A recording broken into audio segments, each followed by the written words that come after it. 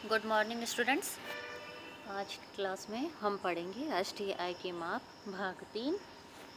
इससे पहले हम राष्ट्रीय आय के माप में उत्पाद विधि और आय विधि का हमने अध्ययन कर लिया है और आज हम तीसरी विधि को जानने की कोशिश करेंगे। व्यय विधि, एक्सपेंडिचर मेथड। इस विधि के अनुसार एक लेखा वर्ष के दौरान अर्थव्यवस्था में उत्पादित अंतिम वस्तुओं और सेवाओं को खरीदने के लिए किए गए व्यय के रूप में राष्ट्रीय आय को मापा जाता है। क्योंकि अंतिम व्यय में उपभोग और निवेश सम्मिलित होता है, इसलिए इसे उपभोग तथा निवेश विधि, कंजप्शन एंड इन्वेस्टमेंट मेथड भी कहा जाता है या आय विन्यास विधि, इनकम डिस्पोजेबल मेथड भी कहते हैं। तो इस प्रकार से एक लेखा वर्ष के दौरान अंतिम व्यय बाजार कीमत पर सकल घरेलू उत्पाद के बराबर होता है। तो यानी जो भी आप एक्सपेंडिचर करते हैं, जो भी व्यय होता है, उस व्यय का जब कैलकुलेशन किया जाता है तो वो जो कैलकुलेशन होता है वह कहलाता है आपका जीडीपी मार्केट प्राइस, सकल घरेलू उत्पाद के बराबर होता है। अंतिम व्यय का वर्गीकरण अगर हम करें, चूँकि इसमें मैंने आपको जैसे बताया कि इसमें वस्तु और सेवाओं के अंतिम व्यय को इसमें जोड़ा जाता है। अब इस अंतिम व्यय का क्लासिफिकेशन करते हैं कि इस व्यय को कौन कौन से भागों में बांटा जाता है। तो अंतिम व्यय को 4 श्रेणियों में वर्गीकृत किया जाता है। ये हैं, पहला है निजी अंतिम उपभोग व्यय, प्राइवेट फाइनल कंजप्शन एक्सपेंडिचर। दूसरा है सरकारी अंतिम उपभोग व्यय, गवर्नमेंट फाइनल कंजप्शन एक्सपेंडिचर। तीसरा है निवेश व्यय तथा लास्ट है शुद्ध निर्यात। यानी कहने का मतलब क्या है कि आपने व्यय को 4 भागों में बांट दिया। वे 4 भाग कौन कौन से हैं? पहला है कंजप्शन, दूसरा है इन्वेस्टमेंट, तीसरा है गवर्नमेंट एक्सपेंडिचर और लास्ट है शुद्ध निर्यात, जो कि X-M यानी एक्सपोर्ट माइनस इंपोर्ट हो जाता है, वह आपका शुद्ध निर्यात कहलाता है। इनको अगर हम डिटेल डिस्क्रिप्शन दें तो इसका हम कह सकते हैं कि कंजप्शन क्या होता है। इसका अभिप्राय व्यक्तियों, परिवारों तथा गैर लाभ वाली निजी संस्थाओं या सेवा संस्थाओं द्वारा अंतिम वस्तुओं और सेवाओं पर किए गए व्यय से हैं। तो इसमें कौन कौन सी वस्तुएं सम्मिलित होंगी? इसमें वापस से आप रिपीट कर सकते हैं। इंडिविजुअल व्यक्ति के द्वारा कोई भी व्यय किया जाता है, परिवारों के द्वारा या गैर लाभ वाली निजी संस्थाओं के द्वारा जो भी व्यय किया जाता है वह सारा इसमें कैलकुलेट होता है। तो इसमें कौन कौन से सम्मिलित होंगे? उपभोक्ता सेवाएं आ जाएंगी। फिर है गैर टिकाऊ उपभोक्ता वस्तुएं, अर्थात वह वस्तुएं जिनका बार बार प्रयोग नहीं किया जा सकता। ठीक है। गैर टिकाऊ वस्तुएं कौन सी होती हैं? देखिए, टिकाऊ वस्तु होती हैं जो लंबे टाइम तक के लिए इस्तेमाल की जाती हैं, और गैर टिकाऊ वस्तुएं क्या होती हैं? वह वस्तुएं जो टिकाऊ नहीं होती है, यानी जिनको लंबे समय तक आप उपयोग नहीं कर पाते हैं, वे गैर टिकाऊ वस्तुएं कहलाती हैं। तो जैसे मक्खन है, आपने इसको एक बार कंज्यूम कर लिया, एक बार इस्तेमाल कर लिया, उसके बाद में समाप्त, तो ये आपका क्या है? ये गैर टिकाऊ वस्तुओं में आ जाती है। इसी प्रकार से टिकाऊ उपभोक्ता वस्तुओं में कौन आता है? जिनका कई वर्षों तक बार बार प्रयोग किया जाता है, जैसे कि फर्नीचर तथा वॉशिंग मशीन। तो ये क्या है? टिकाऊ वस्तुएं हो गई आपकी। ये टिकाऊ वस्तुएं कैसे कहलाई गई? क्योंकि ये लंबे समय तक काम में ली जा रही है, तो ये आपके इसमें आ जाती है। नेक्स्ट है सरकारी अंतिम उपभोग व्यय, यानी गवर्नमेंट एक्सपेंडिचर। गवर्नमेंट एक्सपेंडिचर में क्या होता है कि गवर्नमेंट के द्वारा जो भी अंतिम वस्तुओं और सेवाओं पर जो व्यय किया जाता है वह गवर्नमेंट एक्सपेंडिचर में आता है। तो जैसे आर्मी के द्वारा जो उपभोग के लिए वस्तुओं का खरीद और क्रय विक्रय किया जाता है वह आपके इसमें सम्मिलित होता है। नेक्स्ट है निवेश व्यय, इन्वेस्टमेंट। इसके अंतर्गत उत्पादकों द्वारा अंतिम वस्तुओं की खरीद पर किए गए व्यय से है, यानी जो भी प्रोड्यूसर वस्तुओं के उत्पादन के लिए जिन वस्तुओं को खरीदते हैं, जिन वस्तुओं की खरीद पर जो व्यय किया जाता है, इन वस्तुओं का उत्पादन प्रक्रिया में आगे प्रयोग किया जाता है। जैसे कि किसान है, वो ट्रैक्टर खरीदता है खेती के लिए, तो वो जो ट्रैक्टर खरीदेगा वो क्या है? आपका निवेश व्यय कहलाएगा। इसी प्रकार से कोई प्रोड्यूसर है जो किसी वस्तु का उत्पादन करना चाहता है, तो वो जो मशीन खरीदेगा वह मशीन क्या कहलाएगी आपके इसमें? वह मशीन आपके इसमें व्यय किसानों द्वारा प्रोड्यूसर के द्वारा जो खर्च किया जाएगा वह आपके निवेश व्यय में सम्मिलित होगा। निवेश व्यय को 2 भागों में विभाजित किया जाता है। पहला है स्थायी निवेश, दूसरा है माल सूची निवेश। स्थायी निवेश की बात करते हैं। इस निवेश से अभिप्राय उत्पादकों द्वारा प्लांट और मशीनरी जैसे स्थायी परिसंपत्तियों की खरीद पर किए जाने वाले व्यय से हैं। एक्चुअली में जो मशीनों के ऊपर और जो प्लांट के ऊपर जो खर्च किया जाता है वह इसमें सम्मिलित होता है। अर्थशास्त्री स्थायी निवेश का वर्गीकरण निम्न प्रकार से करते हैं। कौन कौन से प्रकार हैं वह? पहला, व्यावसायिक स्थायी निवेश, परिवारों द्वारा रिहायशी मकानों के निर्माण पे किया गया स्थायी निवेश। तीसरा है सार्वजनिक स्थायी निवेश, या सरकार द्वारा किया गया स्थायी निवेश, जैसे कि सड़कों, बांध और पुलों के निर्माण में किया जाता है। तो पहला आपका जैसे व्यावसायिक स्थायी निवेश की बात करते हैं। कोई भी बिजनेस आप स्थापित करते हैं तो उस बिजनेस को जब आप स्थापित करते हो तो उसमें जो भी मशीन लगाते हैं, जो आप फर्म लेते हैं किराए पर, वो सारा क्या है, वो निवेश कहलाता है। इसी प्रकार से जो परिवार हैं, परिवारों के द्वारा जो मकानों का निर्माण किया जाता है, ठीक है, वह मकानों का जो निर्माण किया जाता है वह भी स्थायी निवेश की श्रेणी में आता है। नेक्स्ट है इसके अलावा है गवर्नमेंट के द्वारा जो एक्सपेंडिचर किया जाता है, जैसे मकान बनाने के लिए, पुल निर्माण के लिए जो एक्सपेंडिचर किए जाते हैं वह सारे गवर्नमेंट एक्सपेंडिचर की कैटेगरी में आते हैं। नेक्स्ट है माल सूची निवेश, इन्वेंट्री इन्वेस्टमेंट। इन्वेंट्री इन्वेस्टमेंट कौन से होते हैं? इसका संबंध वर्ष के दौरान स्टॉक में परिवर्तन से है, यानी स्टॉक में क्या चेंज आया, परिवर्तन है ना, पर चेंज इन स्टॉक, ठीक है। इन्वेंट्री या इन्वेस्टमेंट, या आप कह सकते हैं निवेश में क्या चेंज आया या स्टॉक में क्या चेंज आया, यानी प्रारंभिक स्टॉक क्या था और अंतिम स्टॉक क्या है, इन दोनों का जब आप माइनस कर देंगे तो आपके पास में जो मिलेगा वह क्या कहलाएगा आपका, ये कहलाएगा आपका माल सूची निवेश या इन्वेंट्री इन्वेस्टमेंट। इन्वेंट्री इन्वेस्टमेंट, इसका माप वर्ष के अंतिम स्टॉक तथा वर्ष के प्रारंभिक स्टॉक के अंतर द्वारा किया जाता है। स्टॉक में निम्नलिखित सम्मिलित होते हैं। पहला है निर्मित वस्तुओं का स्टॉक, दूसरा है अर्धनिर्मित वस्तुओं का स्टॉक और तीसरा है कच्चे माल का स्टॉक। तो 3 प्रकार के स्टॉक हो जाते हैं, निर्मित वस्तुओं का स्टॉक, अर्धनिर्मित वस्तुओं का स्टॉक तथा कच्चे माल का स्टॉक। नेक्स्ट है शुद्ध निर्यात। शुद्ध निर्यात क्या होता है? एक लेखा वर्ष के दौरान किसी देश के द्वारा शेष विश्व की जो अर्थव्यवस्था है या शेष विश्व को जो भी कुछ निर्यात किया जाता है और जो भी कुछ शेष विश्व से लिया जाता है वह क्या कहलाता है? वह आपके शुद्ध निर्यात की कैटेगरी में आता है। यानी निर्यात से अभिप्राय क्या है? देश की घरेलू सीमा में उत्पादित अंतिम वस्तुओं और सेवाओं पर विदेशियों द्वारा किए जाने वाले व्यय से हैं। इसके विपरीत आयात से क्या अभिप्राय है? विदेशों में जो भी कुछ उत्पादित हो रहा है उसके लिए देश निवासियों के द्वारा जो खर्च किया जाता है उसे हम आयात कहते हैं। तो एक लेखा वर्ष के दौरान उत्पादित वस्तुओं और सेवाओं पर होने वाले व्यय को कुल व्यय में जोड़ा जाता है, जबकि आयातों पर होने वाले व्यय को कुल व्यय में से घटाया जाता है, ताकि उसी लेखा वर्ष में घरेलू सीमा के अंदर उत्पादित वस्तुओं और सेवाओं के बाजार मूल्य को ज्ञात किया जा सके।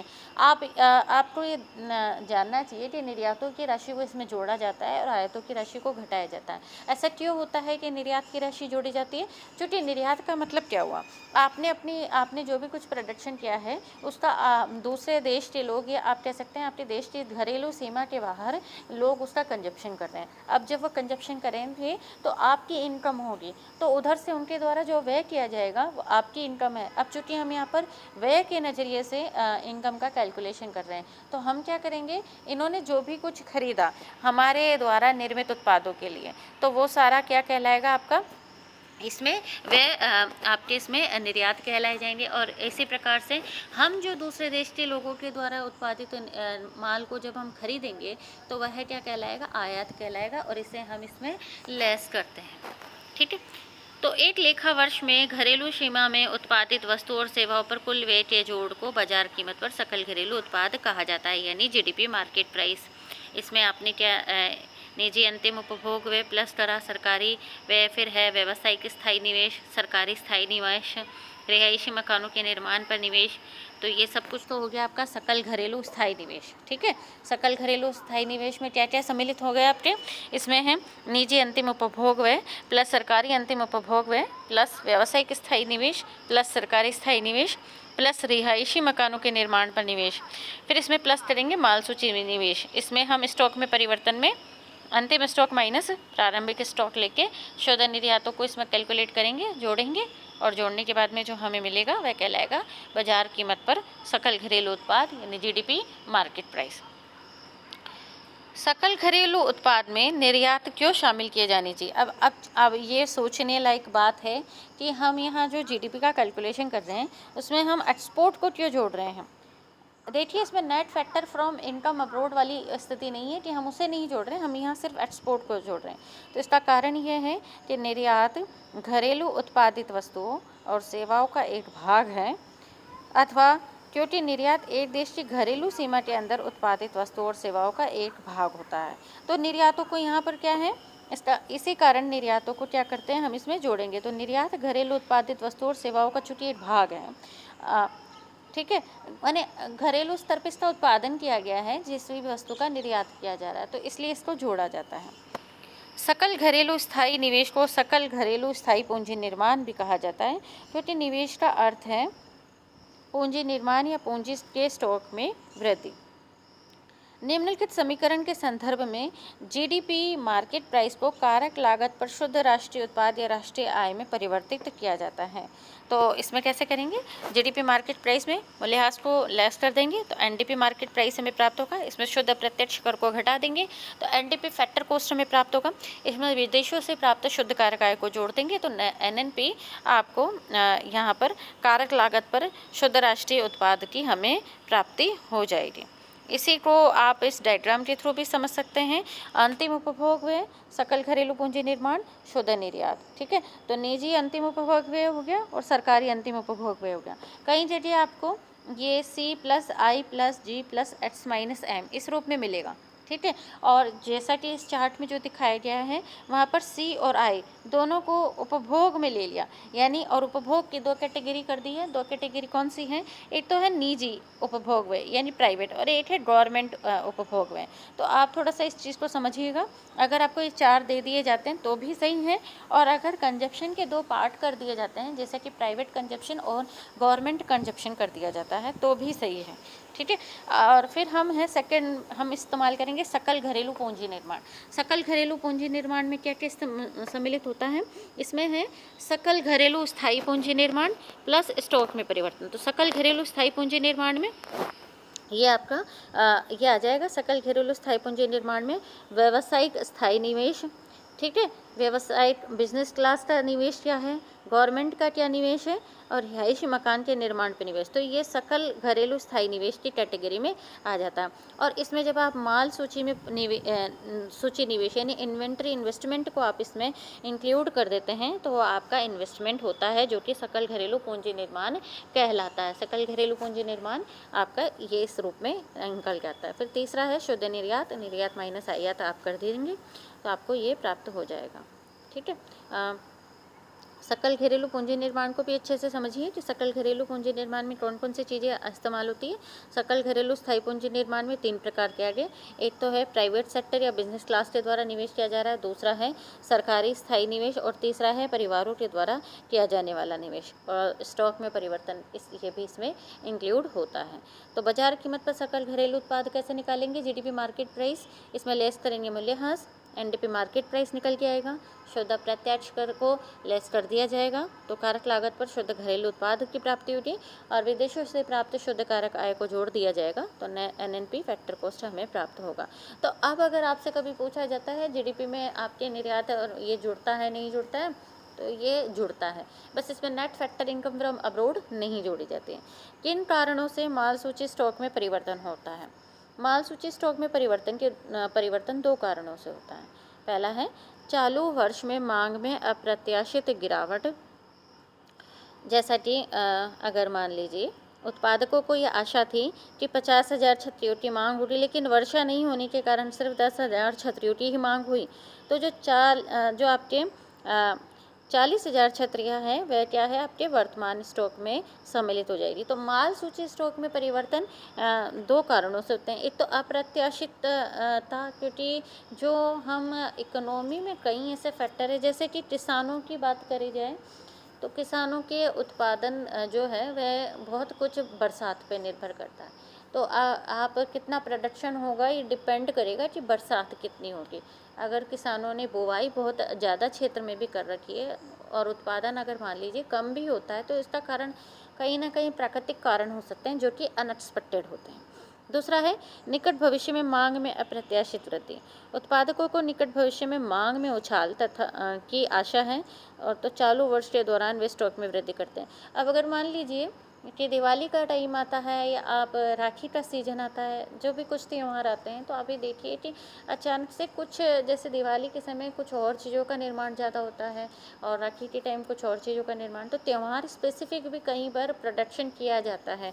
तो जो ये जो निकट भविष्य में, या अगर मान लीजिए अगर ये महसूस किया जाता है कि युद्ध की संभावना है, तो प्रोड्यूसर क्या करेगा कि जो उसका जो स्टॉक है उसे बेचने की जल्दी से जल्दी कोशिश करेगा, ठीक है ना। या फिर राजनीतिक स्थिरता की स्थिति होती है तो भी उत्पादन ज़्यादा किया जाएगा, निवेश ज़्यादा होगा। व्यय संबंधी सावधानियां कौन कौन सी है वो देख लीजिए आप। कुल व्यय का माप करते समय दोहरी गणना से बचने के लिए केवल अंतिम व्यय को ही इसमें शामिल किया जाना चाहिए, है ना। अंतिम व्यय वह है जो अंतिम वस्तु और सेवाओं पर खर्च किया जाता है। मध्यवर्ती वस्तु और सेवाओं पर होने वाले व्यय को निश्चित रूप से इसमें शामिल नहीं किया जाना चाहिए। दूसरा है, पुरानी वस्तुओं पर किया जाने वाला व्यय कुल व्यय में शामिल नहीं किया जाता है, क्योंकि पुरानी वस्तुओं का मूल्य पहले ही उस वर्ष की राष्ट्रीय आय में शामिल कर लिया गया है जब इन वस्तुओं का प्रारंभ में उत्पादन हुआ था एवं अंतिम प्रयोगकर्ता द्वारा क्रय किया गया था। तीसरा है, शेयरों तथा बॉन्डों पर किया गया व्यय भी कुल व्यय में शामिल नहीं किया जाता, क्योंकि ये केवल कागजी दावे होते हैं, इनका वस्तु और सेवाओं के प्रवाह से कोई संबंध नहीं होता, ऐसे व्यय कोई मूल्य वृद्धि नहीं करते हैं।